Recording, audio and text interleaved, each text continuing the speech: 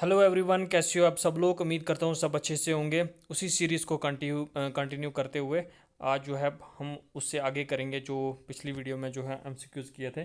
जो भी चैनल पे न्यू है वो चैनल को सब्सक्राइब करें। चलिए स्टार्ट करते हैं जहाँ से हमने लेफ़्ट किया था। तो ये हमने कर लिए थे ये वाले एमसीक्यूज़। आप ये वाली वीडियो जो है वो देख सकते हो, प्लेलिस्ट बनी हुई है इसकी। तो आई थिंक ये वाला क्वेश्चन भी हमने कर लिया था और ये वाला भी कर दिया था। तो स्टार्ट करते हैं हम। आज यहाँ से करते हैं स्टार्ट। पढ़िए आप क्वेश्चन ये। Consider the following statement regarding the subsidiary alliance system introduce by the British East India company. इसके बारे में बताना है आपको। सब्सिडरी अलायंस जो है सिस्टम था उसके बारे में बताना है कौन सी स्टेटमेंट जो है वो ठीक है। पहली स्टेटमेंट है an Indian ruler entering into the alliance was prohibited from maintaining their own independent armed force. Second statement is the allied Indian state was permitted to engage in independent diplomatic relation with other Indian state but not with foreign European power. Third statement is the East India Company promised not to interfere in the internal administrative affair of the allied state. Fourth statement is the Nizam of Hyderabad was the first Indian ruler to formally accept the well-framed subsidiary alliance. Which of the statement given above is are correct? Option 1 is 1 and 4 only. Option B is 1, 3 and 4 only. Option C is 2 and 3 only. And option D is 1, 2, 3 and 4 only. आप देख सकते हो कि जो latest pattern जो है exam में जैसे क्वेश्चन आ रहे हैं उसी तरह से जो है मैंने भी जो है फ्रेम किया है ताकि आपकी प्रैक्टिस जो है वो अच्छे से हो जाए। तो उम्मीद करता हूँ आपने अटेम्प्ट कर दिया होगा। तो करते हैं अब इसकी सब्सिडरी अलायंस के बारे में जो है वो क्या था। आपको जो है पहले मैं ब्रीफ इसका बता सकता हूँ कि सब्सिडरी अलायंस के बारे में। ये इसमें ये था कि अगर राजा का बेटा जो है वो अगर राजा मर जाता है तो उसका बेटा जो है वही उस किंगडम को संभाल सकता है, ठीक है। लेकिन जो है राजा का किसी टाइम कभी कभार जो है उनका जो है अडॉप्टेड सन भी होता था। तो जो ब्रिटिश थे उन्होंने उन्होंने जो है ये इसीलिए ये वाला सब्सिडरी अलायंस लाया कि जो अडॉप्टेड सन है वो जो है प्रॉपर्टी को जो है हेयर नहीं कर सकता, वो किंगडम को नहीं हेयर कर सकता है, इसलिए वहाँ पे लाया था ये सब्सिडरी अलायंस। तो इसके बारे में पढ़ते हैं हम। पहली स्टेटमेंट जो है वो है an Indian ruler entering into the alliance was prohibited from maintaining their own independent arm force. ये स्टेटमेंट बिल्कुल ठीक है। The allied Indian state was permitted to engage in independent diplomatic relation with other Indian state but not with the foreign European power.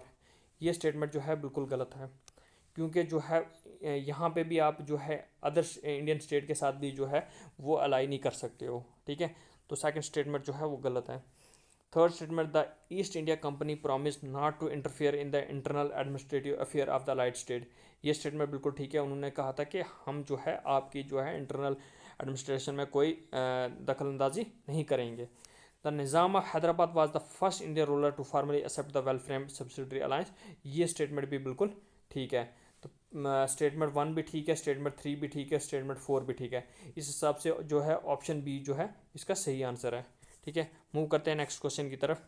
आप देख सकते हो कि कितना जो है टाइम लग रहा है एक ही क्वेश्चन को में पढ़ने में, क्योंकि जो है जो लेटेस्ट पैटर्न के हिसाब से उस तरह से जो है पढ़ना है तो इसकी जो है अच्छे से जो है आपको अंडरस्टैंडिंग होनी चाहिए।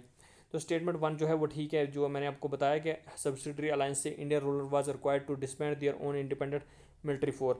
आपको जो है अपनी मिलिट्री फोर्स नहीं रखनी है जब जब आप जो है सब्सिडरी अलायंस में आ जाते हैं। Instant they had to accept a permanent British army contingent station within or near their territory and pay a subsidy for their maintenance. अब जो है ब्रिटिशों ने क्या किया कि उन्होंने जो है जो भी सब्सिडरी अलायंस में जो स्टेट आ जाती थी वहाँ पे वो ब्रिटिश जो आर्मी थी वो अपनी जो है आर्मी रखती थी, और जो अपनी आर्मी रखती थी लेकिन जो है उनको जो है सैलरी और अलाउंस जो है वो जो है जो सब्सिडरी अलायंस में जो स्टेट आती थी वही पे करती थी, ठीक है। ये स्टेटमेंट पहली जो है ये बताती है। सेकंड स्टेटमेंट गलत क्यों है? Allied state was entirely stripped of their autonomy in foreign and diplomatic affairs. They were not allowed to negotiate, wage war, or sign treaty with any other Indian or foreign power without the prior permission of the British. उनको जो है अलो नहीं करते थे, वो सिर्फ अपने ही internal administration में जो है वो देख सकते थे, बाकी जो है वो किसी के साथ जो है कोई नेगोशिएट, कोई ट्रीटी, कोई वार, कोई कुछ नहीं कर सकते थे, ठीक है। तब भी जो है स्टेटमेंट सेकंड जो है वो गलत है। स्टेटमेंट थर्ड जो है वो सही है। On paper the British East India company explicitly promise to protect the allied ruler against both internal rebellion and external. उन्होंने कहा था कि हमने जो आपको जो है जो आर्मी दी है वो जो है आपकी इंटरनल और एक्सटर्नल दोनों तरह से आपको प्रोटेक्ट करेगी। While adopting A policy of non interference, जो है हम आपके जो है इंटरनल मैटर में कोई इंटरफेरेंस नहीं करेंगे, ठीक है। फोर्थ स्टेटमेंट जो है वो है Nizam of Hyderabad was the first major Indian ruler to accept the subsidiary alliance system in 1798। Nizam of Hyderabad पहली बनी थी। आप इस तरह मुझे कमेंट सेक्शन में बता सकते हो दूसरी और तीसरी कौन बनी थी, क्योंकि जो है पहली, दूसरी और तीसरी आपको पता होना चाहिए, तो ये आप जो है मुझे कमेंट सेक्शन में बता सकते हो, ठीक है।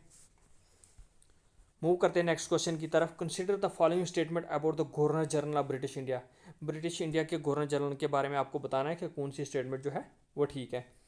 पहली स्टेटमेंट है वो है Lord Cornwallis introduce the permanent settlement system in Bengal which created a new class of landlord जमींदार।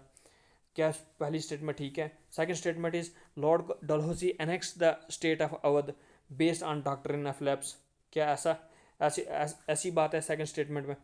थर्ड स्टेटमेंट जो है वो है Warren Hasting was the first governor general of Bengal during whose tenure the Asiatic Society of Bengal was founded. इनमें से आपको बताना है कौन सी स्टेटमेंट जो है वो ठीक है। पहला option is only 1 and 2, option B is only 1 and 3, option C is only 2 and 3 and option D is 1, 2 and 3। इसमें से आपको बताना है कि कौन सी स्टेटमेंट जो है वो ठीक है। आप अच्छे से अपना टाइम लो, 10 सेकंड का जो है मैं टाइम आपको देता हूँ, तो आप इसको जो है अटैम्प्ट करो। जितने आप एमसीक्यूज अटैम्प्ट करोगे उतनी आपकी जो है अंडरस्टैंडिंग अच्छी होगी उस टॉपिक को लेके, ठीक है। तो ये सीरीज़ हम इसी तरह कंटिन्यू करते रहेंगे। 10-20 जो है रोज़ की प्रैक्टिस करेंगे एमसीक्यूज, ताकि जो है अच्छे से जो है एग्ज़ाम की प्रिपरेशन हो जाए। चलो करते हैं स्टार्ट। लॉर्ड कॉर्नवालिस जो है इंट्रोड्यूस किया था परमानेंट सेटलमेंट इन बंगाल, ये बिल्कुल ठीक है। आपको पता है कि 3 जो है सेटलमेंट हुई है। एक हुई है परमानेंट सेटलमेंट, दूसरी हुई है दूसरी हुई ज़मीन ये एक सेकेंड,